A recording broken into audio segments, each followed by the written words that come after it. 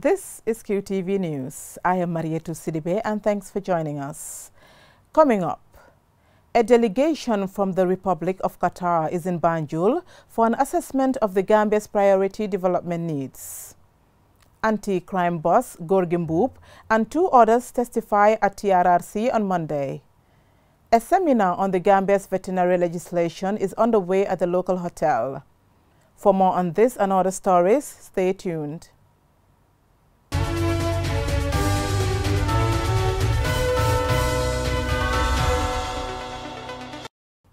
Following President Adama Barrow's historic visit to Qatar, where several agreements were signed between the two countries, a delegation from the Republic of Qatar is in Banjul for an assessment of the Gambia's priority development needs. Aliou Cissé reports. The Qatari delegation, led by its Ministry of Foreign Affairs and the Qatari Fund for Development, comprises line ministries of health, education and economic empowerment areas like agriculture and youth and sports. The private sector, national and international NGOs operating from Qatar are also represented. On Monday, the delegation visited the Office of the President, where they held discussions with the Department of Strategic Policy and Delivery. They were given a presentation highlighting the various aspects of the Gambia's development blueprint, particularly the level of implementation and high priority areas. Speaking to reporters through a translator after the meeting, Mr. Hamad Mohamed Al-Rumehi from the Central and West African Countries Division, Department of African Affairs at the Qatari Ministry of Foreign Affairs described the trip as a fact-finding mission. مشاريع أو النظر إلى المساعدات الأشياء التي تحتاجها جمهورية غامبيا. We know that there is an excellent relationship between the Gambia and Qatar that translated the last state visit by His Excellency Mr. Adam Barrow to Qatar, and then he got a very fruitful discussion with the Emir of Qatar. After this visit, the Qatar government decided to send this delegation to come to the Gambia and look to the Gambia what the country needs, and then this country, the delegation will visit different departments, different sectors, and know exactly what the government of the Gambia needs so that the Qatar can give that support to the Gambia. Samir Fregi, Senior Strategy Planning Advisor at the Qatari Fund for Development, said the mission is a strong reflection of the strong ties between Qatar and the Gambia, as well as the leadership of both countries. Yeah, we will be visiting all the line ministries, including of a priority Ministry of Education, Ministry of Health, and the ministries that are related to economic empowerment, particularly the Ministry of Agriculture and Youth, Ministry of Sports, to see how we can find areas of common interest where we can support the Gambia with. This trip also is a reflection on the strong ties between the state of Qatar and the Gambia on the level of the leadership and on the level of the various ministries and organizations working in the development area. We are hopeful that from this mission we can get back to our capital with clear understanding on the priorities of development based on the development plan that has been put by the President. We're here to help in that. We're here to see how we can make these plans implemented successfully. While in Banjul, they will visit different departments and organizations to better understand such needs of the country. Reporting for QTV News, I am Aliou Cissé. The current head of the anti-crime unit, Commissioner Gorgui Mboup, on Monday appeared before the Truth, Reconciliation and Reparations Commission to testify and answer questions about his involvement in the April 2000 student demonstration. Demba Njie, a former chief protocol officer to former President Yahya Jammeh, and Babukar Sow, the police forces commissioner of operations, also testified. Babukar C. reports. Demba Njie, a former chief protocol officer at the State House during the Jammeh regime, recalled that during the events of April 2000 student demonstration, he and Yahya Jammeh had traveled to Cuba when news came in that there was a student demonstration in the Gambia. He informed the commissioners that the former President Jammeh directed him to contact their plane's pilot for an emergency turnaround, and they landed unannounced in Banjul at around 3 a.m. Days later, he continued, the president paid a visit to the hospital with a high presence of military officers to check on the wounded students. Demba Njie claimed to have objected at the time, saying it was not right for military officers with AK-47s to be at the hospital. A few months later, Dembanjai alleged that Baba Job walked into the president's office to inform him that there was another planned student demonstration. Then he came in and went straight to the president. The college students are about to form another sitting demonstration, this time to block the highway. It was then that President Jammeh said, dañ bugga ma def li ma more than li ma defoon 10-11 April, which means they want me to do worse than I did in 10 and 11 April. And what did you understand this to mean? That then he was responsible for the killings of 10 and 11 April. Next to testify was Commissioner Gorgui El Mbub, head of the Gambia Police Force Anti-Crime Unit. Mr. Mbub's testimony also centered on the April 10-11 students' demonstration. As a corporal at the time working at the police headquarters Lansing's department, Mbub said they were ordered to fall in and were briefed that there was a demonstration going on and that they should be on standby. Shortly after that, Mbub said they received information that the students were planning to attack them. For that reason, he and two other colleagues were given rifles with blanks by Commissioner J. Sow and asked to go and scare the protesters. Gorgui Mbub said he was then posted at Tobacco Road. On his way back, he said he and his colleagues decided to take a shortcut through St. Augustine's High School, where he alleged that they became embroiled in a fight with students. He claimed to have been insulted by a boy called Brikama, who he chased entering the St. Augustine High School. A man in Mufti, who I later identified to be Mr. Sabali because I didn't know him before. That is where he come, and then he was trying to stop me. When I punched him, he withdrew back, and then I took the rifle and then hit him with the rifle. It was not a board stroke. He accepted entering St. Augustine's High School illegally but denied talking to one Father Jaju. He also denied shooting at the gate of the school hall, breaking the glasses, which injured 3 students. He also denied working with the PIU on that particular operation at the school. He told the commissioners that he was ordered by some of his superiors to fake the story about what actually transpired during the students' demonstration if he had to give evidence to the commission set up to look into the matter back then. A day before I went to the commissions, I was called to the DIG's office, who was Sankung Baji. They sent somebody to call me to answer to the IGP, to the DIGP, and then I went to his office and I found Jay Sow and he Kajali Jaju waiting for me. He said, "What is going to be your testimony?" I say, "Sir, I will start it from when we fall in to when I report back to the headquarters." He said, "What? Okay, tell me, what is that?" So I started narrating, as I narrate here, the true story of what has happened. He said, "You are mad. If you go to the commission and then you mention anybody's name, you are in trouble." Mr. Mbub said he regretted his actions during the April 2000 students' demonstration and stressed that he was forced and intimidated to fake his story. He ended up apologizing to the students of St. Augustine's High School for his actions. Babukar Sow, the third witness to testify, was Commissioner of Operations at the time of the students' demonstration. He was responsible for all the operational activities of the police in the country at the time and recalled the operational orders he wrote in relation to the April 10-11 student demonstration. Mr. Sow emphasized that any officer or individual head who says he didn't receive the operational order for the April students demonstration is lying. Sow's testimony continues tomorrow. Babukar C, QTV News.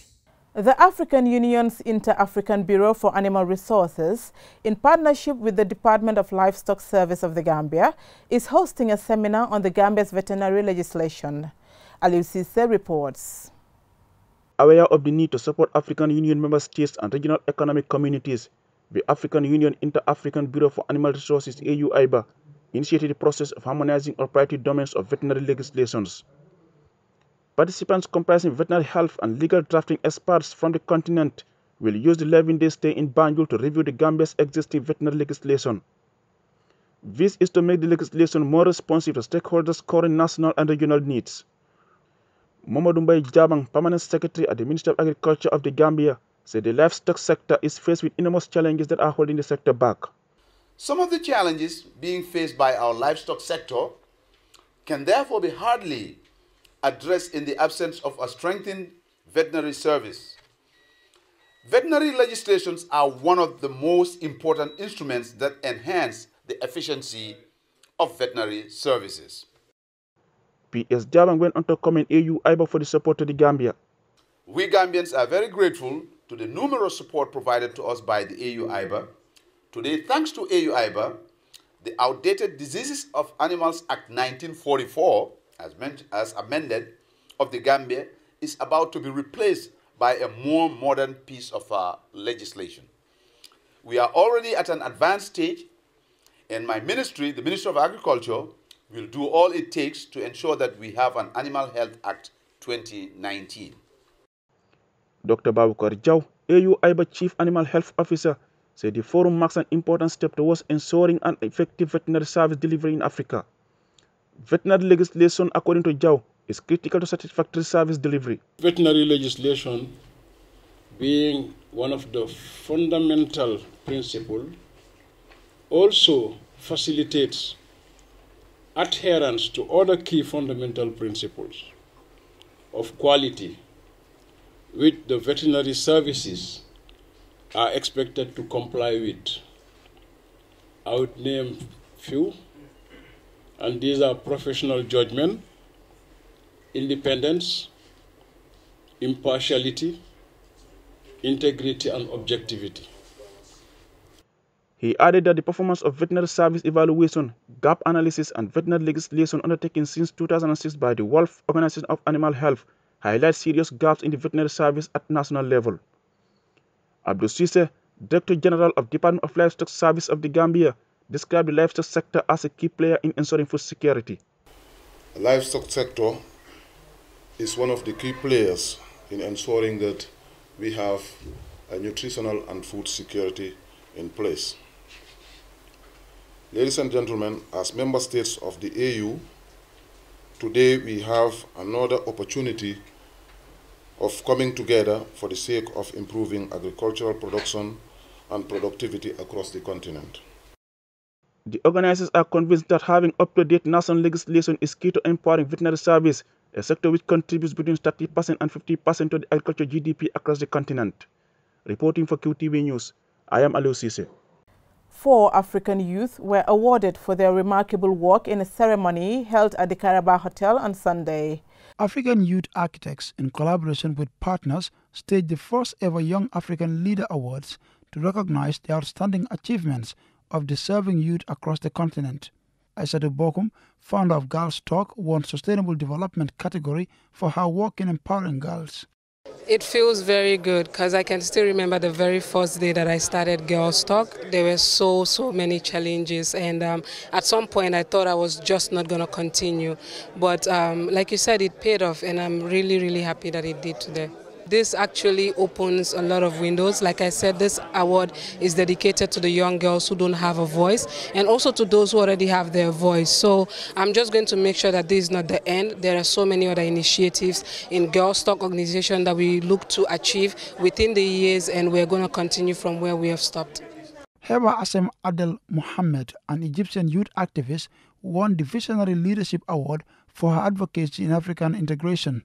I'm working for World Youth Forum, as you know, and we are doing a great job for the youth to gather youth from all over the world to discuss and exchange ideas and thoughts and experiences about the common issues and challenges with youth all over the world. So it's my honor to represent my country, Egypt, and to represent World Youth Forum. Other awards went to 2 Nigerians advocating for positive change in communities through their work as young entrepreneurs and leaders.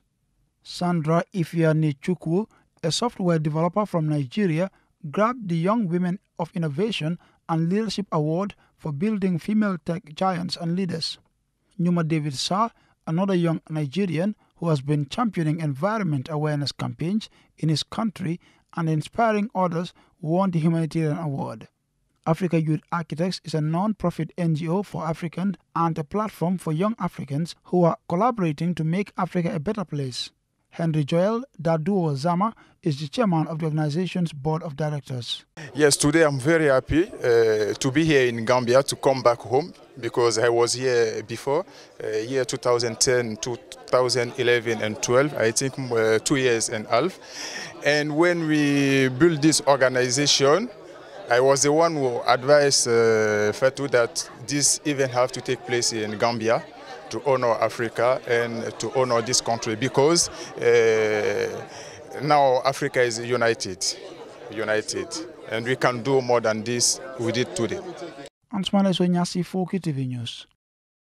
We will go with a short commercial break, and the news continues when we return. QCell, your most trusted network, gives you the fastest, biggest and cheapest 4G LTE network in the Gambia. Enjoy unlimited broadband with the fastest speeds. Access the fastest mobile network with our Sunyu Bundle service. Call us on 111. QCell. We innovate, others follow. It is the new era in broadcasting. We showed it to you with our continuously improving content with thousands of viewers around the world. Now, how do you take advantage of our existing and constantly increasing viewership? Advertise with QTV and reach a large audience. Call us on 3244 or email marketing@qtv.gm. Follow us on YouTube, Facebook, Twitter or Instagram. QTV Gambia. QTV, a new era in broadcasting. Welcome back. If you are just joining us, this is QTV News. The Gambia National Commission for UNESCO, NATCOM, on Saturday commemorated International Day for Universal Access to Information. Lamin Dabo reports. The event aims to create a national dialogue and familiarization with the draft Freedom of Expression Bill, which is expected to be put to the National Assembly by December 2019. Maimuna Sidibe, a NATCOM representative, said universal access to information plays a pivotal role in empowering citizens, facilitating fair debate and giving equal opportunities to all. It is a driving force for transparent, accountable and effective governance, and paves the way for freedom of expression, cultural and linguistic diversity, and participation in public life. For this reason, universal access to information is a pillar of the 2030 Development Agenda for Sustainable Development. Isa Davis, Director, Ministry of Information, said celebrating the universal access to information provide an opportunity in raising awareness of the importance of the right to information. And create a platform for governments, civil society, citizens and development partners to reflect on challenges and ways to promote the advancement of access to information as a tangible tool for development and the realization of the SDGs. Lamin Sane, a participant, said access to information is an essential tool for citizens and urges his colleagues operating in the print and electronic media to be extra cautious whenever disseminating information to the public. New dispensation, most especially this country, I think we have to be very, very realistic to allow justice to lie on its cost. For people to disseminate information that are factual, information that we know their credibility is ascertained. This will help us to stop circulating information, with false news and with issues that will trigger hatred and chaos in our lovely the Gambia. The Secretary General of the Gambia Press Union, Sekou Jammeh, said access to information matters not only to journalists but the entire citizenry, as its potential benefits are huge in terms of the socio-economic development of the country. But where you have a lot of information available to know what is what, or what is available where, then it becomes very easy for you to make the right decision. But like we always say, It is more about the citizens and less about journalists, because every citizen or every person is engaged in decision making every day. And as a person, the quality of the decision you make is dependent on the quality of the information that you have. So essentially, that's what it is. As they seek to build peace through international cooperation in education, the sciences and culture, UNESCO's programs contribute towards achieving of the Sustainable Development Goals defined in Agenda 2030, adopted by the UN General Assembly in 2015. For QTV News, Lamin Alaj Fandin Dabo. In sports, Cowbell-sponsored Junior Football Championship Tournament kicks off during the weekend at the Serekunda Mini Stadium. The first match saw Sifa Football Club defeated Hans Football Club 1-0. Malik Nyang watched the match and he now reports. The tournament, organized and sponsored by Cowbell, aims to promote grassroots football in the country. The Cowbell Junior Football Championship Tournament comprises 16 teams battling it out to emerge victorious. At the opening event, the CEO of Trust Quality Design and a Cowbell Cooperative Marketing Officer, Ms. Kumba Jallo, took the kick-off to declare the event open. During the game between Sifa FC and Hans Academy, Tijan Jata of Sifa gave his team the lead with a direct free kick in the 34th minute of the second half. This exceptional goal by Jata followed after a long search for a goal by both teams. Sifa took the lead, which they never relinquished to seal the win. Sifa's head coach Ibrahim Afal expressed his feelings after winning his first match of the tournament. I'm very glad today because this is our first competition. This is our first competition, and they can do it, and they will do it till final. I'm very happy. That's all I can say. The coach of defeated Hans Academy, Mohamed Lamin Kujabi, also commented, reflecting on the mistakes he observed from his team and promised to do more training and to make changes in subsequent matches. We play too much ball at the back. We don't play too much in front. What we play at back, when we play in front, we must have a goal. You understand? What we play at the back, when we play in front, we must have a goal. So that is the best problem. And our scoring, lack of scoring is there also. We have 1 week to train before our next game. So we can make it, inshallah, by the grace of God. The Deputy Permanent Secretary at the Ministry of Youth and Sports, Sute Jawo, said his opinion as to how he sees initiatives that encourage the participation of young people in sports and his ministry's plans for developing sports for young people. As a government, we are being challenged in the sense that if people from the grassroots have to come up with something like this, then one will wonder what would be really the role of government in trying to do that. But I want to tell you that as a government, we are prepared and we will not relent in trying to really promote initiatives like this, to enable the young people also to have their not only say, but at least they are doing into the game of football and any other kind of sport for that matter. Though Hans Academy played well, Sifa FC were the deserved winners in the first match of this year's Cowbell Junior Football Championship Tournament. Malik Nyang for QTV News. Before we end this bulletin of the news, let's take a quick look at our main stories. Following President Adama Barrow's historic visit to Qatar, where several agreements were signed between the two countries, a delegation from the Republic of Qatar is in Banjul for an assessment of the Gambia's priority development needs. The current head of the Anti-Crime Unit, Commissioner Gorgui Mboup, on Monday appeared before the Truth, Reconciliation and Reparations Commissions to testify and answer questions about his involvement in the April 2000 student demonstration. Demba Njai, a former Chief Protocol Officer to former President Yahya Jammeh, and Babukar Sow, the Police Forces Commissioner of Operations, also testified.